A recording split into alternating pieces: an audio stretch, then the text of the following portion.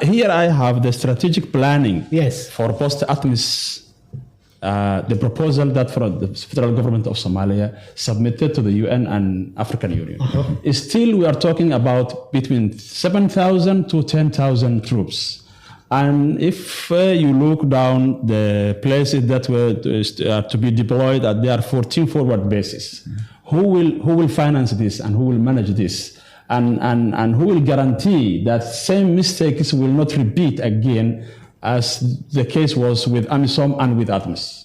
This is also a problem. But I blame Somalia, the government. If the government do not want to have its own accountability mechanism to ask African Union forces here what is the end result every year, then it's the problem, because it's not only fighting Al-Shabaab, it is empowering and training the forces, giving equipment, mentoring them, strategizing the war. There are a lot of things they can do, and they are not. Is there a specific reason why the Kenyan troops in AMISOM are stationed in Jubaland, where Kenya shares border with Somalia?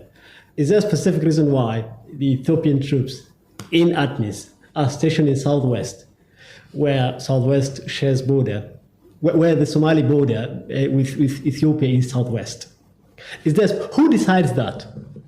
Ariel, who decides that is the two countries, because they have security concerns. The contributing country decides that. Yes, they decided. No, I think so Ethiopians prefer Southwest and Jubaland, and Kenya prefers the Jubaland also, because it is a security concern to Kenya and to Ethiopia also.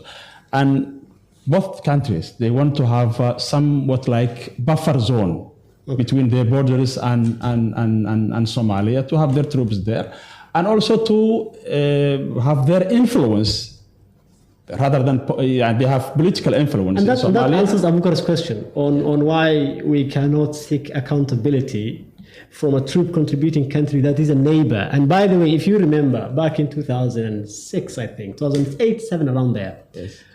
Kofi Annan, the late UN Secretary General, Yes. had cautioned about neighboring countries sending troops over, because they're saying there's a lot at stake. He said it's dangerous, it's not advisable for neighbors to have troops presence in the other country. Muhammad, you are taking us back to the history. Yes. That was Kofi Annan's concerns. But originally, when we were talking as a Somalis about troop contributing countries, there was a political division among the Somali politicians in the parliament and in the government. Do we include frontline states to participate in AMISOM or not? And we all know what happened in the parliament and how things went. Yeah. So it was the first mistake that to neighboring country to be included, to participate in the peacekeeping forces in Somalia, and it never happened in any other case in the world. All peacekeeping missions, UN or other countries, all peacekeeping missions in the world, no single frontline states participated in other cases in the world, but only Somalia.